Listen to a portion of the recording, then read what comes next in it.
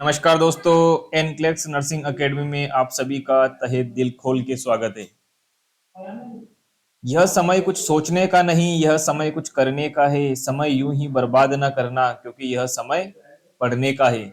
सफलता एक दिन में नहीं मिलती, लेकिन एक ना एक दिन जरूर मिलती है, और उस एक दिन को लाने के लिए थोड़ी थोड़ी मेहनत रोज करनी पड़ती है। इसी के साथ हम आज क्लास शुरू करेंगे। ठीक है, देखिए, पिछली क्लास में हम डायमेंशन कंसेप्ट वगैरह पढ़ चुके थे हेल्थ के। आज की क्लास में हम डिजीज वगैरह पढ़ेंगे। एपिडेमियोलॉजी का टॉपिक है, काफी इंपॉर्टेंट टॉपिक है। यहाँ से एक ना एक एमसीक्यू आपको हर एग्जाम में देखने को मिलेगा दोस्तों। इसलिए कोशिश करिएगा क्लास पूरी लें और नोट्स बनाइएगा। जो मैं यहाँ पे नोट्स आपको शो कर रहा हूँ, एज इट इज नोट आपकी कॉपी में शो होना चाहिए, तभी मजा आएगा पढ़ने का, है ना।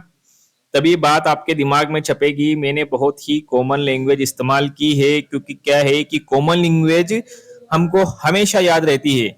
जब दो लोग आपस में अपनी ही लैंग्वेज में बात करते हैं तो वो उनको हमेशा याद रहती है।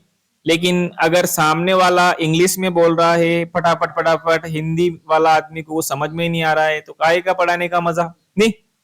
ठीक है, चलिए शुरू करते हैं आज की क्लास। Disease cycle.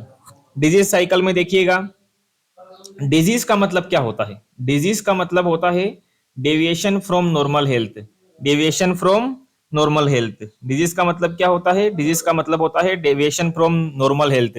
अरे जो हेल्दी नहीं है वो सब बीमार है। जो हेल्दी नहीं वो सब बीमार है। क्लियर है? कंसेप्ट ऑफ डिजीज या कंसेप्ट ऑफ डिजीज भी बोल सकते हैं, या डिजीज से रिलेटेड कुछ थ्योरी है तो यहाँ पे थ्योरी रिलेटेड टू डिजीज के नाम से भी लिख सकते हो आप लोग, है ना। ठीक है, तो देखिएगा, सबसे पहली जो थ्योरी आई थी वो आई थी सुपर नेचुरल थ्योरी। कौन सी आई थी? Super natural theory. तो सुपर नेचुरल थ्योरी क्या क्या कहना था? इस यह जो थ्योरी है, यह थ्योरी बहुत ही प्राचीन थ्योरी है। यह थ्योरी बहुत ही प्राचीन थ्योरी है, लेकिन डब्ल्यूएचओ और साइंटिस्ट इसे फॉलो नहीं करते। देखिए, यह मोस्ट एंशियंट बोले तो प्राचीन थ्योरी है, बट साइंटिस्ट इसे फॉलो नहीं करते। बिकॉज इस थ्योरी का कहना है कि डिजीज सुपर पावर की वजह से होती है। डिजीज किसकी वजह से होती है? डिजीज जो है कि सुपर पावर की वजह से होती है। सुपर पावर का मतलब क्या होता है?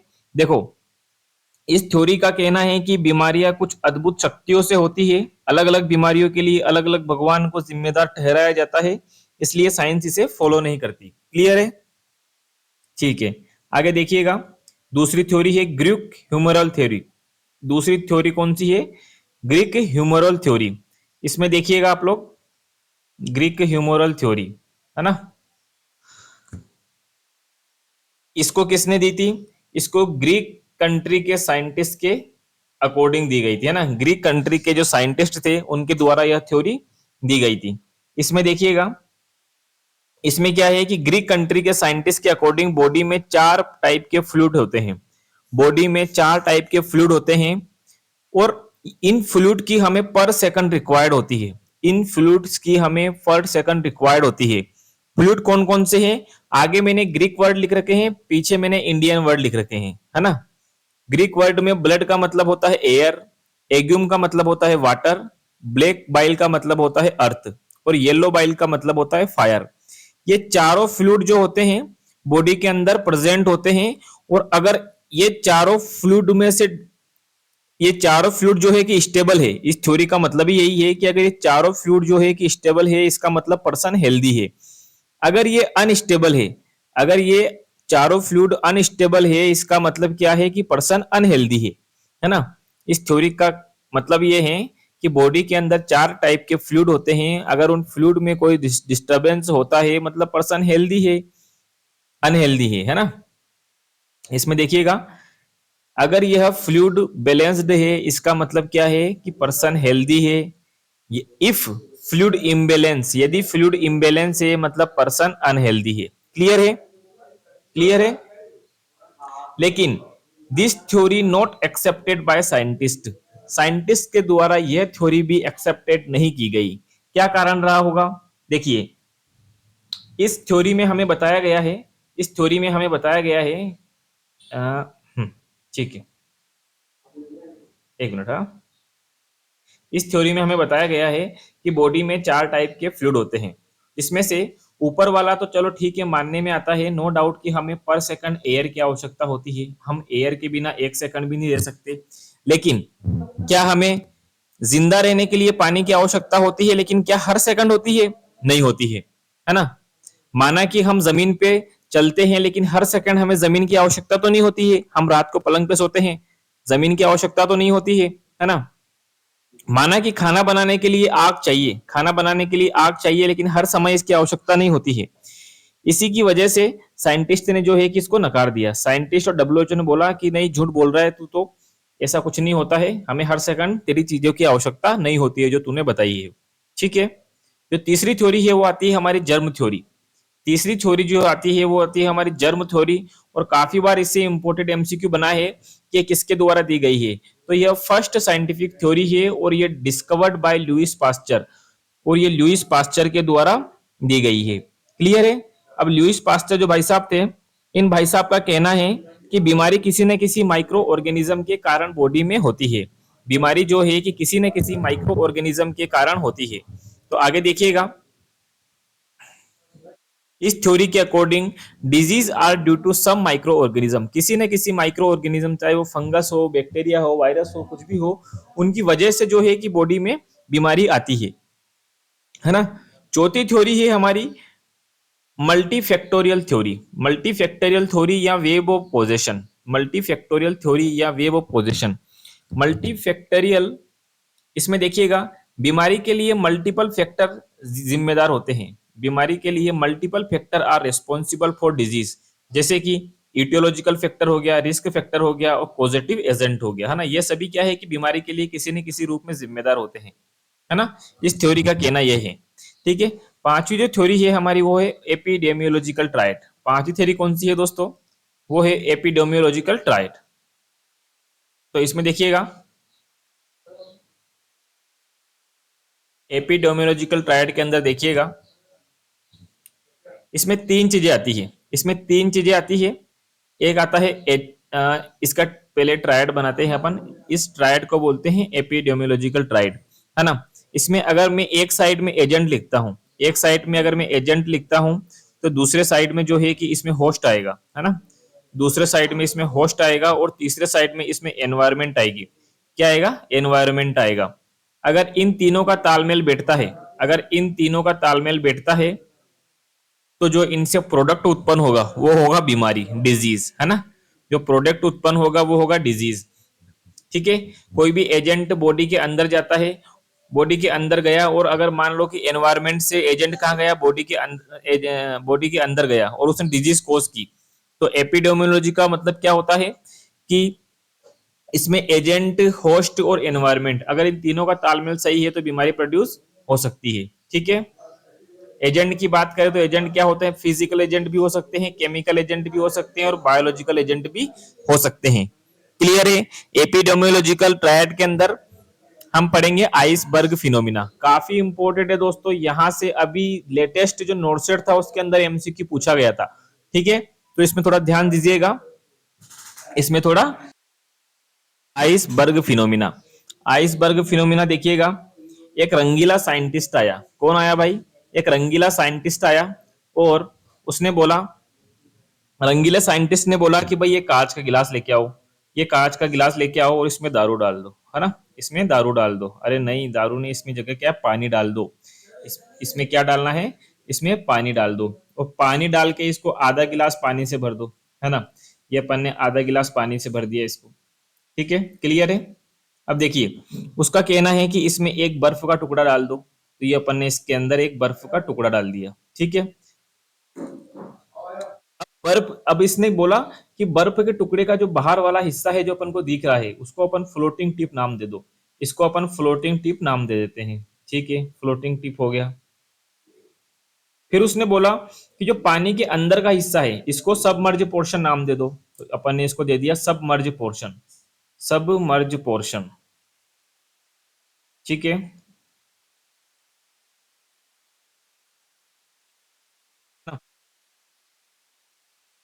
तो अब उसका कहना है कि देखो, ये यहाँ पे क्या साबित करना चाहता है ये सब चीजें करवा के? यहाँ पे एक्चुअल में करवाना क्या चाहता है, देखो ये दो चीज बताना चाहता है। बीमारी, हम बीमारी के बारे में पढ़ रहे हैं, डिजीज के बारे में पढ़ रहे हैं, तो ये दो चीजें दिखाना चाहता है कि एक तो वो बीमारी जिसका पता लग चुका है, जो डायग्नोस हो चुकी है, जो डायग्नोस हो चुकी है, जिसको जिसका इलाज संभव है, जो मतलब हिडन नहीं है, जिसका पता लग चुका है, तो वो सब क्या है, फ्लोटिंग टिप है, जो दिखता है, जो दिखता है, जो क्लिनिशियन को लक्षण दिखाई देते हैं किसी बीमारी के, तो एक इसके अंदर फ्लोटिंग टिप का मतलब इसने बताया है कि वह बीमारियां जिसका पता लग चुका है या जिसके लक्षण क्लिनिशियन को दिख चुके हैं, वो आती है फ्लोटिंग टिप के अंदर। यानी कि देखो, ये फ्लोटिंग टिप यानी बर्फ के टुकड़े का जो भाग हमें दिख रहा है, इसने बोला कि ये फ्लोटिंग टिप है। तो इससे ये साबित करना चाहता है कि भाई जो बीमारियां हमको दिख रही है, जिनका हमें पता लगा चुका है या जिनके लक्षण शो हो रहे हैं, तो उनको फ्लोटिंग टिप के अंतर्गत शामिल किया गया है। अब वो बीमारियां जिनका पता नहीं लग पा रहा है या जो डॉक्टर्स के इसमें नहीं आ रही है, जो रिसर्च के अंदर नहीं आ रही हैं, जो इनका रिसर्च करना अभी बाकी है, तो वो सब किसके अंदर आएगी, वो सबमर्ज पोर्शन के अंदर आएगी। ठीक है, तो चलिए एक एक को अपन इसमें स्टडी करते हैं। सबसे पहले देखिए आप फ्लोटिंग टिप, सबसे पहले देखिए आप फ्लोटिंग टिप। देखिए इसमें भी इसने बताया है, इसमें भी इसने बताया है, देखो फ्लोटिंग टिप का मतलब क्या बताया इसने, फ्लोटिंग टिप का मतलब इसने बताया है आइस, यानी कि बर्फ का वह पार्ट जो पानी के ऊपर है, उसको अपन फ्लोटिंग टिप बोलते हैं। मैंने अभी बताया है आपको कि गिलास में पानी भर के जो बर्फ का जो ऊपर का पार्ट है, अपन इसको नाम दे दिया फ्लोटिंग टिप। ठीक है, तो ये जो फ्लोटिंग टिप है, ये क्या काम करता है, फ्लोटिंग टिप क्या काम करता है, देखो जो दिखता है वो बिकता है, उसे फ्लोटिंग टिप से रिप्रेजेंट किया है इसने, है ना। वह बीमारियां जो डायग्नोस हो चुकी है, उसे फ्लोटिंग टिप से रिप्रेजेंट करेंगे। वह बीमारियां जिनके सिम्टम्स शो होते हो, वह बीमारियां जो डायग्नोस हो चुकी हो, वह केस जो नोटिफाइड हो चुके हो, या जो केस हो या डॉक्यूमेंटेड हो चुके हो, तो उनको अपन क्या है, इन सभी चीजों को जो है, ये सभी चीजें हमें दिखती है, ये सभी चीजें क्या है, हमें दिखती हैं, इसी वजह से इनको फ्लोटिंग टिप के अंदर शामिल किया गया है। ठीक है, अब अपन पढ़ेंगे सबमर्ज पोर्शन के अंदर, अपन क्या पढ़ेंगे अब सबमर्ज पोर्शन के अंदर पढ़ेंगे। उससे पहले मैं आपको फ्लोटिंग टिप के बारे में कुछ जानकारी और देना चाहूंगा, क्योंकि एग्जाम में बार बार इससे रिलेटेड प्रश्न आते हैं। तो देखिएगा, फ्लोटिंग टिप में जो अपन ने बीमारियां देखी है, उनको क्लिनिशियल या फिजिशियन के द्वारा असेस किया जाएगा, है ना। फ्लोटिंग टिप के अंदर अपन ने देखा है जो बीमारियां शामिल हो रही है, वो क्लिनिशियल या फिजिशियन के द्वारा असेस की जाएगी। ठीक है, floating tip, this portion is very large in developing country और डेवलप्ड कंट्री। डेवलपिंग कंट्री और डेवलप्ड कंट्री लार्ज होता है। देखो फ्लोटिंग टिप का जो पोर्शन है, वो पोर्शन किस कंट्री में देखिएगा लार्ज देखने को मिलेगा, यानी कि वो कौन सी कंट्री है जिसके अंदर फ्लोटिंग टिप यानी कि बीमारी, सभी बीमारियों का एवरेज पता लग चुका है, तो वो डेवलप्ड कंट्री, जैसे कि अमेरिका हो गया, है ना, यूरोप हो गया, इंग्लैंड हो गया, इनमें क्या है कि फ्लोटिंग टिप का पार्ट जो है कि बड़ा दिखेगा, है ना। इसमें वो ये बीमारियां शामिल कर रहा है जो डायग्नोस्ड हो चुकी है। तो डेवलप्ड कंट्री है, वहां इलाज की सुविधा ज्यादा है, टेस्टिंग की सुविधा ज्यादा है, इसी वजह से जो है कि वहां पे सारी बीमारियां डायग्नोस हो चुकी है, तो वहां पे फ्लोटिंग टिप वाला पार्ट बड़ा दिखेगा। ठीक है, अब देखिएगा, floating tip portion are large in protein energy malnutrition. Protein energy malnutrition वाले पार्ट में जो है कि फ्लोटिंग टिप पोर्शन बड़ा दिखेगा। ये क्या है, मतलब कहने का मतलब है कि फ्लोटिंग टिप का पोर्शन किस बीमारी में ज्यादा बड़ा दिखता है, प्रश्न पूछा जाए तो आपको आंसर देना है प्रोटीन एनर्जी माल न्यूट्रिशन।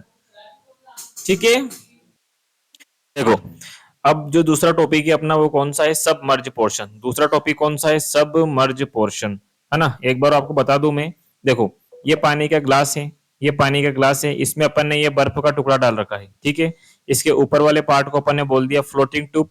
फ्लोटिंग टिप उन सभी बीमारियों के बारे में बताएगी जिनका पता नहीं लगा है या जो अनडायग्नोस्ड है, अनडायग्नोस्ड है। ठीक है, सॉरी, ये उनको बताएगा, बाय मिस्टेकली हो गया, ये उनको बताएगा जिनका पता लग चुका है ना, या डायग्नोस्ड है। जो फ्लोटिंग टिप यहाँ दिख रही है, तो जो दिखता है वो बिकता है, और जो दिखता है उसी का इलाज होता है ना। तो इसमें क्या आएगा, डायग्नोस्ड केस। ठीक है, अपन पढ़ रहे हैं सबमर्ज पोर्शन, ये वाला जो हिडन जो पानी के अंदर है, ये वाला हिस्सा क्या कौन सा होगा, सबमर्ज पोर्शन होगा, ठीक है। और ये सबमर्ज पोर्शन जो है कि अनडायग्नोज्ड केसेस को बताएगा। मैं आपको इसमें बता देता हूं एक बार, देखिए इसमें देखिएगा, इसमें देखिएगा, देखो आइस का वह पार्ट जो पानी में डूबा हुआ है, आइस का वह पार्ट जो पानी में डूबा हुआ है क्या कहलाएगा, सबमर्ज पोर्शन कहलाएगा, ठीक है। दिस पोर्शन रिप्रेजेंटेड बाय एपियोडोमियोलॉजिस्ट, क्यों, वो पोर्शन तो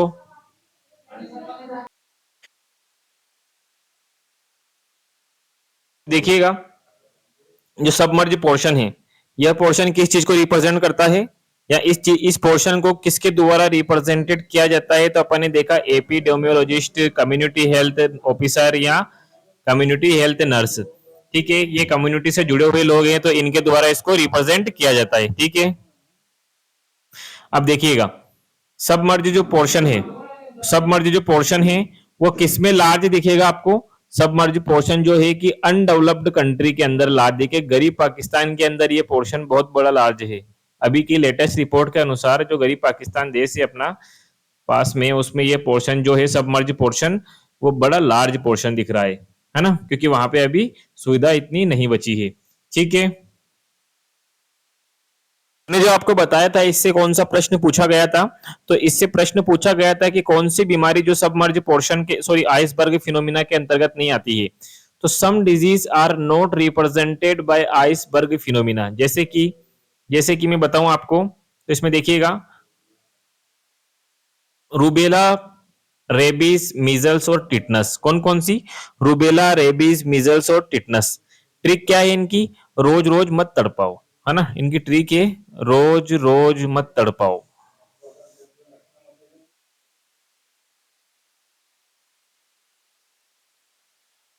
देखो आर से रूबेला, आर से रेबीज, तो रोज रोज, एम से मत और तड़पाओ से टिटनस, ठीक है। तो इसकी ट्रिक होगी रोज रोज मत तड़पाओ, ये बीमारियां जो है कि आइसबर्ग फिनोमिना के द्वारा रिप्रेजेंट नहीं की जाती है, ठीक है।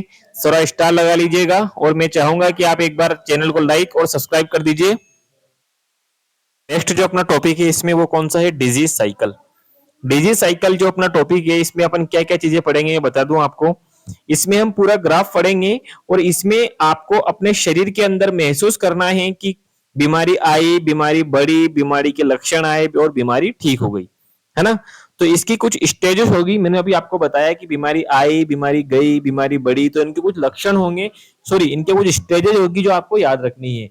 डायरेक्ट इनसे एमसीक्यू पूछा जाता है ना। ये स्टेज आज अपन एक हाथ स्टेज ही कवर हो पाएगी, आगे नहीं हो पाएगी, समय का अभाव है इसलिए। और कल जो है कि डिजीज साइकिल का पूरा टॉपिक क्लियर करवा दिया जाएगा, है ना। तो इसमें देखिएगा डिजीज साइकिल की जो है कि 6 स्टेजेस होती है। पहला क्वेश्चन तो यही काफी बार एमसीक्यू पूछा गया है, डिजीज साइकिल की जो है कि 6 स्टेज होती है ना। सबसे पहला आता है इसमें इंक्यूबेशन पीरियड, दूसरा आता है प्रोडर्मल फेज, तीसरा आता है फास्टिजियम, चौथा आता है डेफरवेंसेस, पांचवा आता है कन्वर्जेंस और छठा इसमें आता है डेक्लाइन, ठीक है। तो डिजीज साइकिल की जो है कि ये 6 स्टेजेस आती है ना।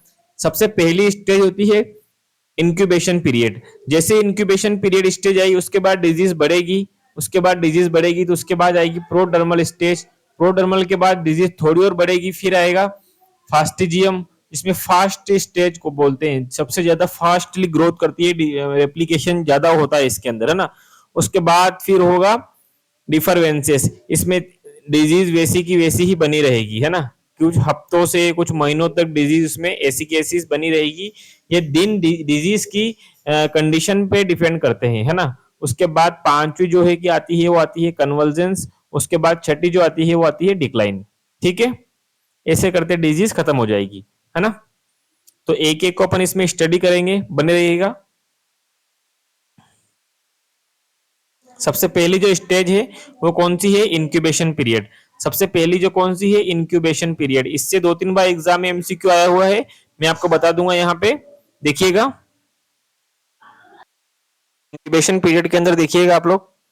इंक्यूबेशन पीरियड में देखो माइक्रो ऑर्गेनिज्म के बॉडी में एंट्री से लेकर फर्स्ट साइन एंड सिम्टम्स आने तक का जो तक का जो पीरियड होता है, ये गलत दिख गया है। First sign and symptoms produce करने तक का जो पीरियड होता है उसको अपन क्या बोलते हैं, इंक्यूबेशन पीरियड बोलते हैं, है ना। तो इसमें देखिएगा माइक्रो ऑर्गेनिज्म के बॉडी में एंट्री से लेकर, माइक्रो ऑर्गेनिज्म के बॉडी में एंट्री से लेकर first sign and symptoms produce करने तक का पीरियड क्या कहलाता है, इंक्यूबेशन पीरियड कहलाता है। इस पीरियड के दौरान जो है कि पेशेंट असिम्टोमेटिक होता है, इस पीरियड के दौरान पेशेंट जो है कि असिम्टोमेटिक होता है। क्वेश्चन काफी बार पूछा गया है, 4 ऑप्शन दे दिए जाते हैं कि पेशेंट जो है कि सिम्टोमेटिक रहेगा, असिम्टोमेटिक रहेगा, ऑप्शन ए बी दोनों या कोई उपरोक्त में से कोई नहीं, है ना। इजीली डायग्नोस इसमें नॉट पॉसिबल होगा, क्योंकि अपन लोग क्या करते हैं, लक्षण दिखते नहीं तो अपन डायग्नोसिस करवाते नहीं, है ना। ठीक है, दूसरी स्टेज आती है प्रोडर्मल स्टेज। दूसरी स्टेज कौन सी आती है, प्रोडर्मल स्टेज आती है। प्रोडर्मल स्टेज के अंदर देखिएगा आप लोग, इसमें डिजीज का रिप्लिकेशन होता है। इसमें क्या होता है, इसमें डिजीज का रिप्लिकेशन होता है। इस स्टेज के अंदर बीमारी जो है कि थोड़ी फैलती हुई नजर आती है। इस स्टेज के अंदर बीमारी जो है कि थोड़ी फैलती हुई नजर आती है ना। तो देखिएगा, इसमें मैंने आपको बताया कि इस डिजीज का रिप्लिकेशन होता है। इसमें क्या होता है, डिजीज का रिप्लिकेशन होता है और common sign and symptoms present रहते हैं। कॉमन साइन एंड सिम्टम्स जैसे कि सरकारी सिम्टम जिनको अपन बोलते हैं नोजिया, वोमिटिंग और डायरिया। ठीक है, इसमें patient feel something wrong in the body. Patient body में कुछ अलग ही फील करता है ना, गलत नहीं है, यहाँ पे कुछ अलग ही फील करेगा, उसको थोड़ा अलग, नॉर्मल से अलग डिफरेंट फील होना स्टार्ट हो जाएगा। लेकिन इसमें भी डायग्नोसिस इजीली पॉसिबल नहीं होता है। इसमें भी डायग्नोसिस इजीली पॉसिबल नहीं होता है, क्योंकि ऐसे छोटे मोटे लक्षण के आधार पे कोई भी डायग्नोस नहीं करवाता है। डायग्नोस नॉट इजीली पॉसिबल, क्योंकि ऐसे छोटे मोटे लक्षण के आधार पर कोई भी डायग्नोसिस नहीं करवाता है। ठीक है, तीसरी जो स्टेज है वो कौन सी है, फास्टिजियम। और इस स्टेज के बारे में अपन कल पढ़ेंगे, कल सुबह, सॉरी कल मॉर्निंग में 4 बजे, इवनिंग में 4 बजे। ठीक है, थैंक यू।